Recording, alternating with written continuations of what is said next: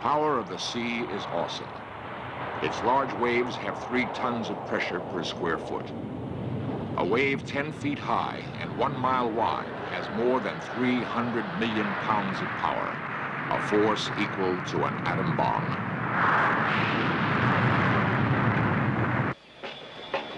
Millions of Americans throng to the beaches each summer weekend.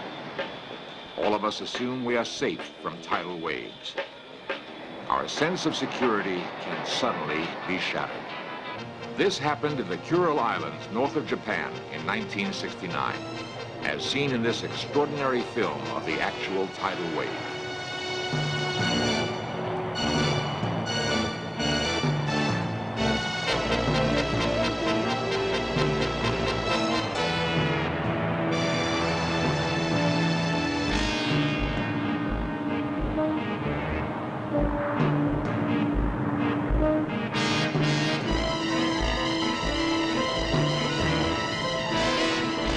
In 1979, tidal waves killed 200 people in Indonesia. Where will they strike next?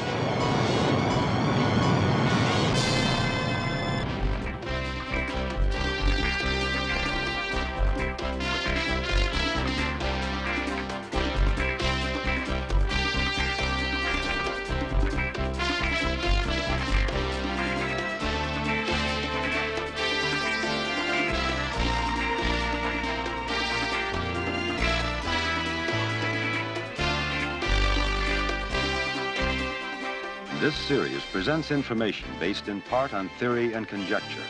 The producer's purpose is to suggest some possible explanation, but not necessarily the only ones, to the mysteries we will examine.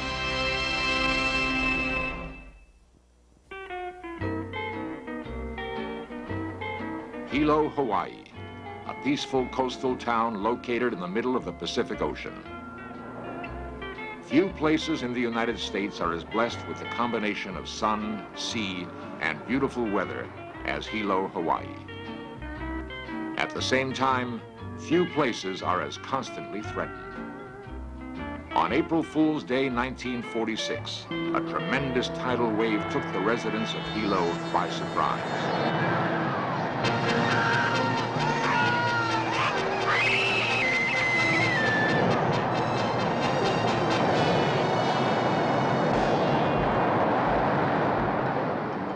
The tidal wave raced up the town's main river, destroying Hilo's only railroad.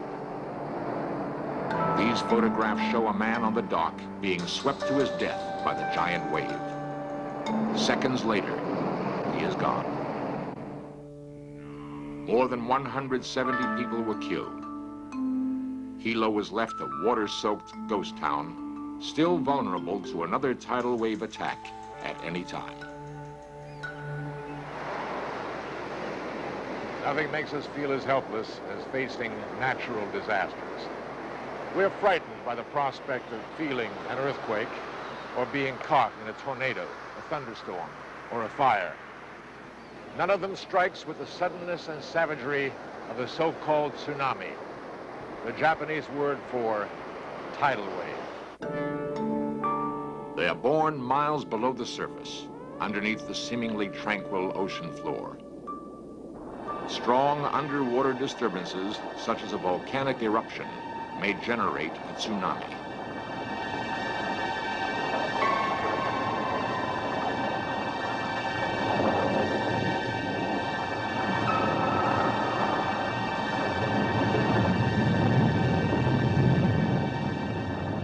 Underwater earthquakes are the most common cause of tidal waves. When the Earth shifts vertically, tons of water are forced upward. A series of tidal waves form on the surface, spreading out from the epicenter in every direction. The massive energy of the wave pulsates to the deepest depths. Once born, the tsunami cannot be stopped or controlled. From this origin, tidal waves travel thousands of miles, losing very little energy. On the open ocean, the wave is only a few inches high, passing undetected beneath ships at sea.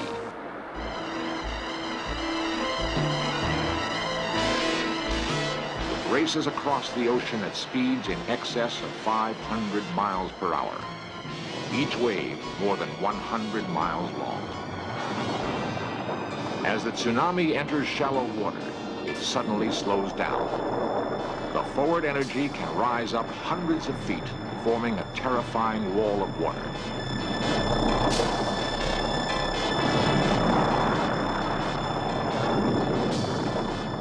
The tsunami that hit the island of Oahu in 1946 shows how a seemingly harmless wave can quickly inundate a shoreline.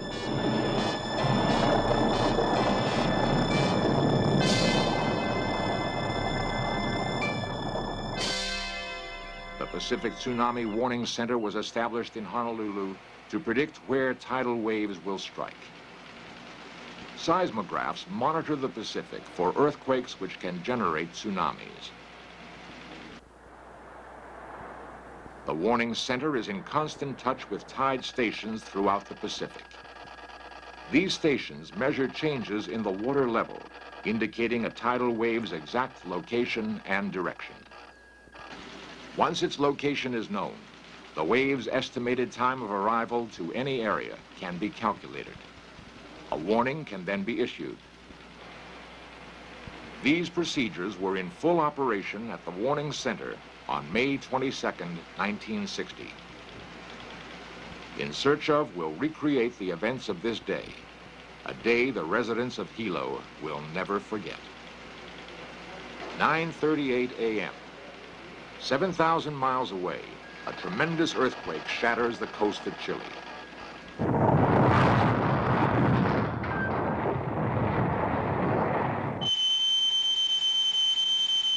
Seismographs at the Warning Center violently react to the earthquake's intensity. Tom, we got a big one here. What do we have, Ed? Well, it looks like oh boy, that's a big P. Looks like we got a real good quake here. It is now a race against time. The men at the Warning Center first determined the quake's magnitude. 8.5, Tom. We got a tsunami.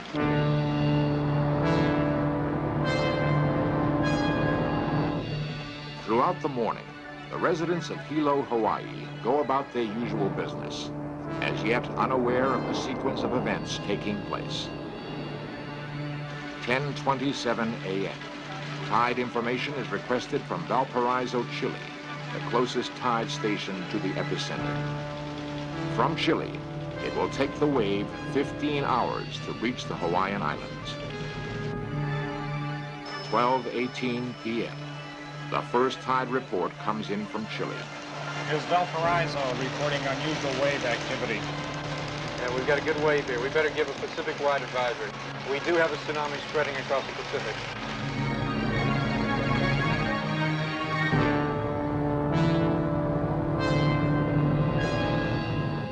James Look of the Army Corps of Engineers is sent to Hilo to record eyewitness observations. So little was known about a tsunami's impact that a first-hand account was deemed extremely valuable. James Look decides that a bridge on the bay itself is a safe location. He starts to record normal changes in the water level and currents.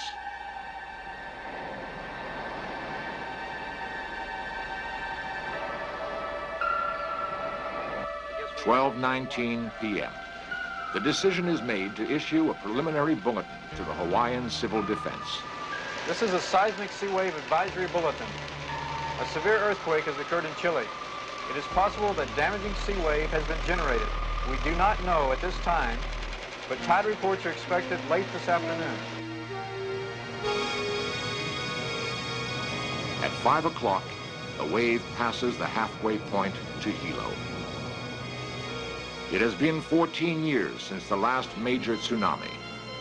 Forgotten is the fact that Hilo's bay acts as a funnel, sucking in a wave, further magnifying its height and destructive force.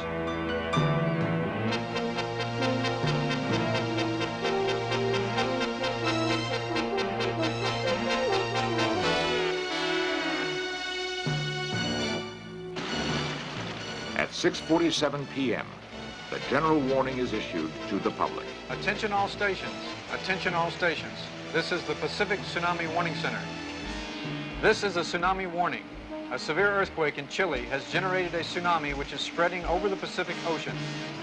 The estimated time of arrival of the first wave is 12 midnight for the island of Hawaii and about 30 minutes later for the island of Oahu. The danger may last for several hours. The intensity of the wave cannot be predicted.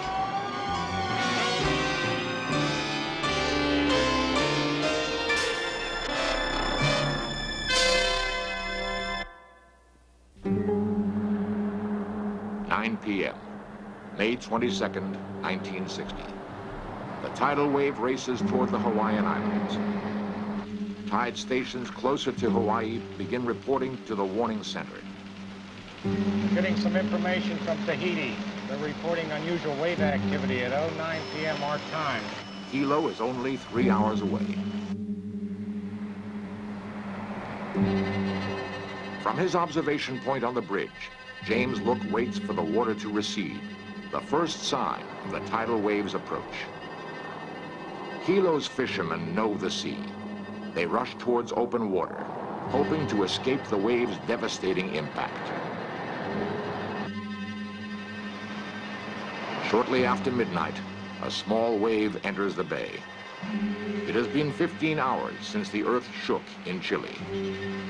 The men who have relentlessly tracked the wave are now powerless. 12:40 a.m., a second wave enters Hilo Bay. Ignoring the warnings, curious residents come to the shore. These actual photographs were taken minutes before the giant wave struck.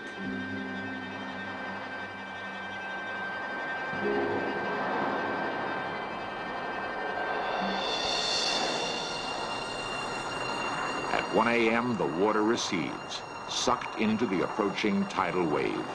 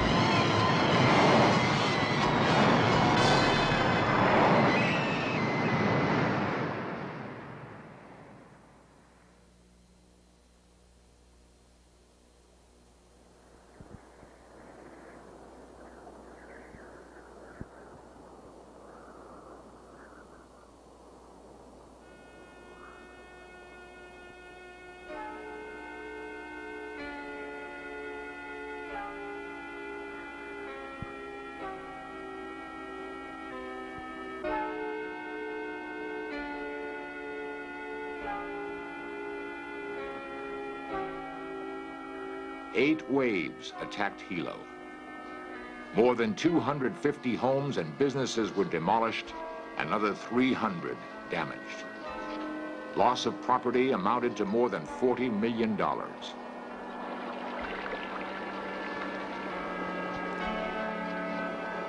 61 people were killed. Another 200 were caught in the wave. James Look's body was found near the bridge he had thought was safe. Ironically, his detailed notes and eyewitness accounts were lost. 2 decades have not wiped out the memories. This mark here shows the 1960 May 23rd tidal wave. This is how high the wave had come in this particular restaurant. I find that being curious is one of the worst things that can happen to a human being. People should never be curious in the event that there is a tidal wave coming. the wave had hit us, and the dining room set went against the back door, so we couldn't go out anyway. Things happened so fast that I was running away from the wave, and I just couldn't think about anything else but running. Harry Kim of the Hawaii County Civil Defense. The 1960 tsunami was a tragic experience, I think, primarily because the Hawaii County government, state government, territory, civil defense, to me, I cannot put it in no other words except we botched the job. The warning was poor, the evacuation system was non-existent, the setting up of inundation lines were non-existent. The 1960 wave proved that something had to be done to prevent another disaster. To rebuild the downtown seemed futile. Unless the right answers were found, Hilo would be doomed to more death and destruction. The Look Laboratory, named after James Look, was set up at the University of Hawaii to help solve Hilo's unique problem. Simulated waves are generated in wave tanks. Preventing tidal waves seems unlikely, but scientists such as Professor Franz Gerritsen hope they can improve tsunami predictions. Dr. Gerritsen explains why Hilo is so vulnerable to tsunami attack. The city of Hilo has been hit hard several times from various tsunamis. Hilo is situated on a bay inside of a harbor, and the geometry of the bay and the special location of the bay make it very vulnerable because tsunami waves that arrive in the area are magnified, as you may call it, inside the bay and create large run-ups near the shoreline. Such happened in the 1960 tsunami wave in Hilo, when a breaking tsunami wave entered Hilo Bay and did great damage on the shoreline. The residents of Hilo had had enough. Their solution? Rebuild the devastated downtown away from the shore, away from the wave's destructive force. A 300-acre park now confronts the sea. The open park space acts as a buffer, protecting the 27,000 residents of Hilo. When the next giant wave strikes, hopefully only trees and grass will be destroyed. Since World War II, more Americans have been killed by tidal waves than by earthquakes. Most of the United States is relatively safe from tsunami attack. But the possibility does exist that the violent forces of the earth and the sea may combine, sending a tidal wave speeding toward our populated shores.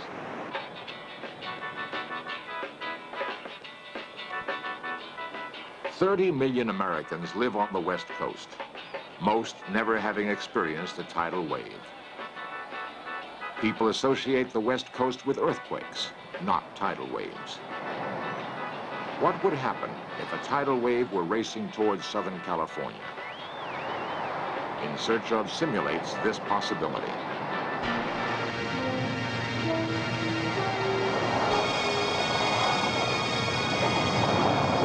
Let's assume an earthquake rocks Japan, generating a tsunami. Commander Ed Bernard of the Pacific Tsunami Warning Center will issue the alert. Tsunami is heading for the West Coast. We better issue a tsunami warning supplement. Okay, Ed. The expected time of arrival of the wave on the West Coast is 4 hours. The Coast Guard in Los Angeles would receive the bulletin. Okay, just got a tsunami warning. The ETA, Southern California, is about 4 hours. You want to take care of the UMIB, I'll take care of the warning message. Handle San Diego and go north. I'll take Santa Barbara, go south with the harbor departments. Right. All Coast Guard vessels, this is RCC channel 83. Roger, a tsunami has been generated off of the Japanese coast. Approximately is 4 hours. Take necessary evasive action. Attention, attention. This is a tidal wave warning. A tidal wave may strike this beach. Please evacuate immediately and move to higher ground. Attention, attention. This is a tidal wave warning. The Pacific Tsunami Warning Center has issued a tidal wave warning for Southern California. The Civil Defense has called for an immediate evacuation of all coastal areas. The U.S. Coast Guard advises boat owners to move their boats out to sea immediately. The police ask curiosity seekers to stay away from the coast.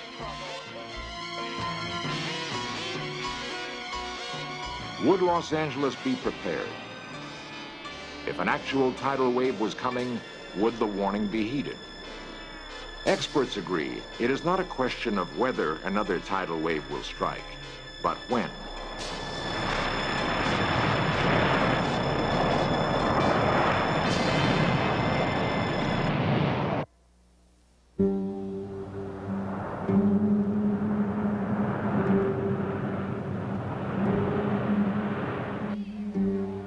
What scientists fear most is a tsunami caused by a local earthquake. Lieutenant Stephen Froelich of the U.S. Coast Guard. If an earthquake occurred fairly close to the coastline in Southern California, in other words, maybe a couple miles offshore, we would probably not have time if a tsunami was generated to really warn anyone. Hopefully, if it was that close, we wouldn't have to worry about it building up enough to have any great effect. But if there was, it would be almost instantaneous.